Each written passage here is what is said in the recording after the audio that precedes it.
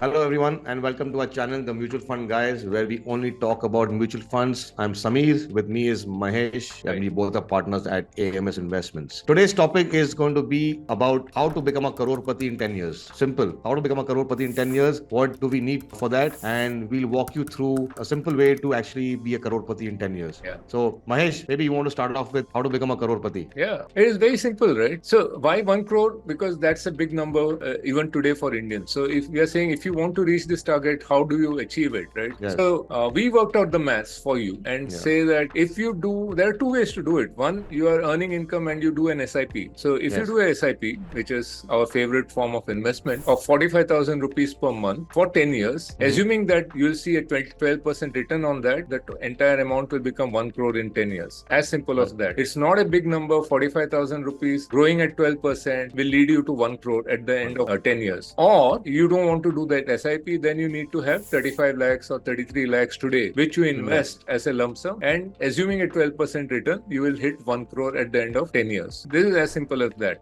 This is the mathematics behind it. The mathematics behind it. Now the question that everybody should ask themselves and we have to attempt to answer is whether the 12% return is reasonable or not. And you have your views on that. So, let me know about that. Yeah. So the 12% assumption is a very big assumption, obviously. And again, that dictates the entire maths behind 1 crore or 2 crores or whatever number you want, right? So I was not a very early investor in India because I had these biases about India, right? But if you look at the data, Mahesh, so I'm talking about 2004 till today, it's 2024 now. It's 20 years. India has proven time and again, they have delivered on the growth. Their stock market returns have delivered. Every single aspect that you thought was not possible has happened. So the nominal growth of India has been on average anywhere between 11 to 12%. Stock market growth has been around 11 to 12% depending on the last 10 years and last 20 years on average. So the assumption of 12% is predicated on this fact that in the last 20 years they have delivered on the promises. India today is in a much better position.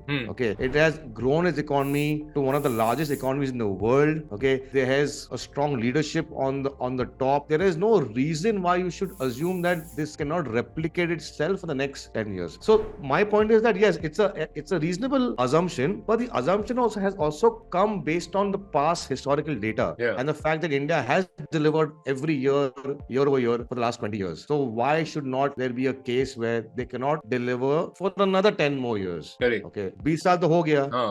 Why not? और 10 साल करना है. और 10 साल. I mean, things can go drastically along in 10 years in countries, but given the construct of India's demographic, etc., I find that very hard to believe that it can change. So my assumption of 12% is obviously slightly moderate. I would say that's, in my opinion, personal opinion, it could be higher also. Okay? But let's not get there. Let's assume the base case scenario 12%, which is your GDP growth and your inflation. Yeah. It's a reasonable estimate, and you can become a crorepati in exactly 10 years by putting 45,000 rupees a month every month in a diversified set of mutual funds. You should get there. If you want 2 crores, then you need to put 90,000 rupees a month, and you can do those multiples as you wish. Yeah, the maths can be done. Yeah, the maths can be done. So it's a very good possibility that if you stick to the path for another 10 years with a reasonable amount of money per month, you will get to that point. Yeah, and even the mutual fund managers that we talk to or the economists in those places that we talk to, they tell us that, a real GDP growth in India could be in the region of 6%, 5 to 6%. And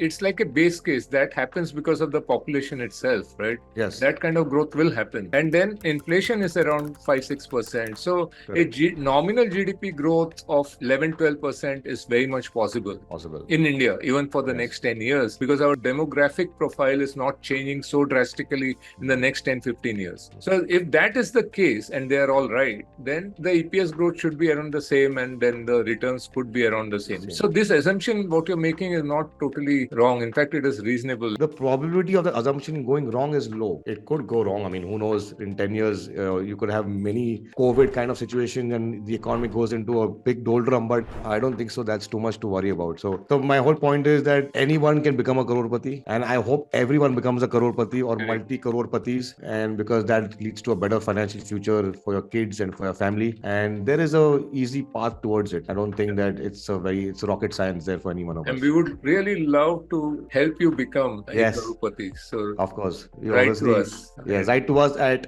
hello@amsinvestments.net. We'll guide you to your crorepati journey, hopefully. But if you like a content content also, please subscribe to us. We are more than happy to bring such content to you, for you, and hopefully you like it. Thank you.